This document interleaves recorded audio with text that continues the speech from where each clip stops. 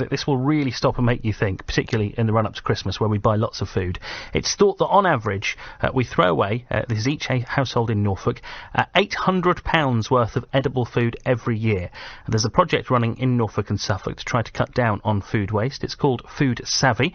Norfolk County Council is involved. I'm joined by the Waste Reduction and Recycling Manager, Kate Murrell, who's here in the studio. Good morning, thanks for coming in. Good morning, no problem. How big an issue is this, the amount of food that Norfolk is throwing away? Well, we've talked around the £810 figure, but when we're looking at Norfolk as a whole, there's also the cost of throwing that waste away. So about a third of the rubbish bin is made up of some sort of food waste, be it edible or inedible, but a large proportion of that is edible. Now, we're paying over £100 a tonne to dispose of that waste, so that's got a double cost to the taxpayer. Then they're buying the food and then they're paying to throw it away. We've talked around the climate change issues as well. So there's lots of factors. There's financial and environmental reasons that people are looking at addressing this. And one interesting fact that comes out of it is a lot of that food that goes in the bin is in its full packaging. So it's things that people could have used and they just slipped past them for whatever reason. They changed their plans, perhaps they didn't check the use by date. So it shows that there's something that we can address there. There's some difference that we can make. I live in Norwich where we have food waste bins separately and they do a separate collection. So yeah. What happens to that food? Do you happen to know? Because that doesn't go into landfill, does it? No, that doesn't, and that's separately treated, I think typically anaerobic digestion, and it's dealt with in that way. So one really positive thing a food waste bin does is it shows you collectively as a household what you're throwing away. Because some of this polling told us that people don't realise how much food waste they're creating. In fact, nearly everybody said they don't create food waste when asked directly. However, when you then ask further questions such as what do you typically throw away after a meal, what sort of food don't you know how to deal with at home, then you actually find that there is quite a lot of food waste going in the bin. It's just slipping in such small dribs and drabs. A food waste bin helps you see, oh gosh, actually we're throwing all of this away and there's something that we could do about it. Yeah, it does make you think, doesn't it? And certainly having the food waste bin is a bit of an eye-opener, where some weeks it's really heavy and you think, whoops, I've bought too much this week. And it does make you think, doesn't it? What things get thrown away that don't need to have done it? Are there particular food types that this happens with more That's often? right. They're typically things like bread, milk, cheese, packaged salad. Those are really common items to end up being thrown away.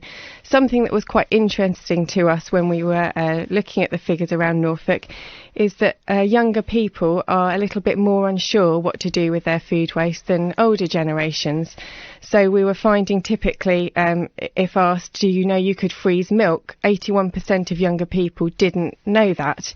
And also dealing with the leftovers. Older generation have a lot more recipes at their fingertips and cooking skills, and also a little bit more time to go about delivering those.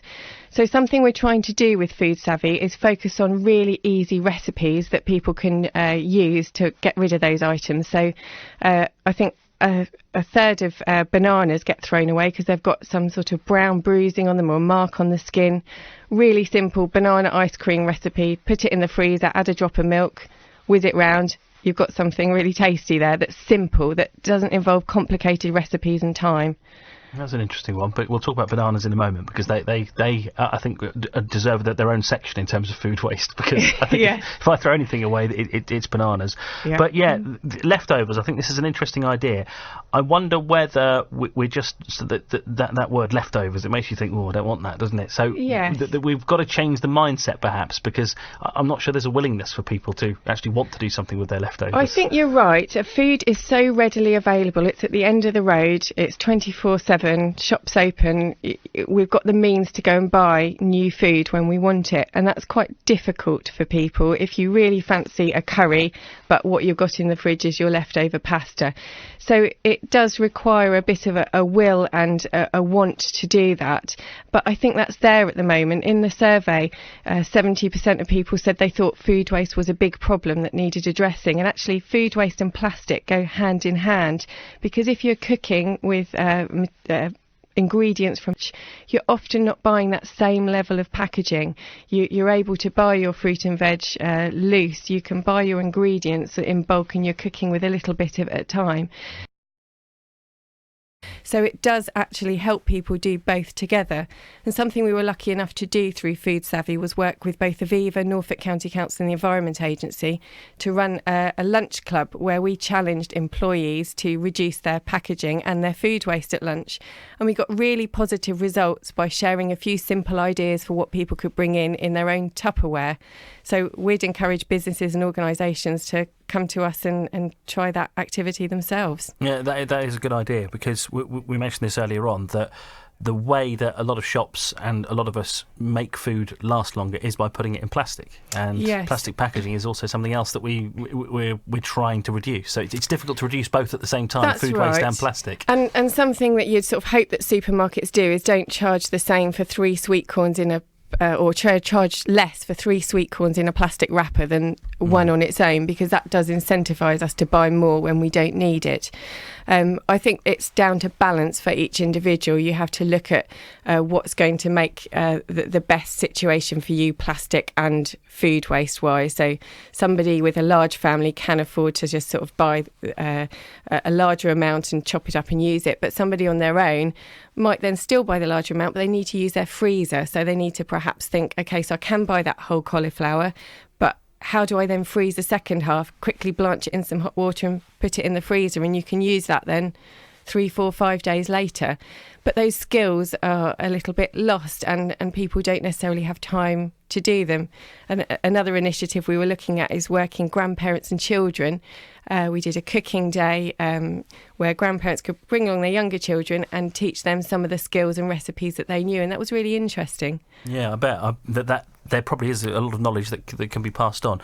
I want to finish with a new little feature called Banana Corner, then Kate, okay. Because I think bananas are the food that probably get thrown away most often, I would say. You've mentioned them already. Yes, definitely. So apart from the banana ice cream, is there a way you can make bananas last for a little bit longer? Well, first of all, my favourite item in my life is my banana guard for my lunch. That's Your brilliant. banana guard. I've had a banana stuck on the corner of my laptop once because it was in my bag, and I bought my banana guard and I've not had a problem ever since. So that keeps my banana from getting bruised. But if it's getting old and not looking perfect, then it's smoothies, it's banana ice cream, it's banana bread. There's lots of ideas out there. A click of a button on Google now and you'll have 25 banana bread recipes. But if you want to then use it quickly and easily, if you've got a smoothie maker or a blender of some kind, that's used up. Maybe just buy it on the day you need it if you walk past the market on the way to work. Get a banana. I find if you put them in the fridge, the skin goes brown still. Yes, that's it. But storage, inside, yeah. it's all right. Yes, that's true. And that's why some of the bananas go, because you look at it and you think this is going to be a horrible mushy mess when I open it. No thanks. But actually inside it's looking okay. Bit of experience, isn't it? Good tips. Thanks very much for coming in, Kate. I'm glad we've given bananas their own little section because I think they need it. Norfolk County Council involved in the Food Savvy campaign, trying to get us all to throw away less food. The Waste Reduction and Recycling Manager, Kate Murrell, coming in to see us and introducing Banana Corner and lots of other good tips. If you've got any you want to share with us when it comes to leftovers, or go on, we'll keep the banana thing going as well. 0800 389 7321, that's the number to call. You can text 81333. Start your message with the word corner, with the word Norfolk. I've got bananas on the mind now. If you want to get involved and tell us your advice for making sure that we waste less food in Norfolk, because that's what this morning's programme's all about.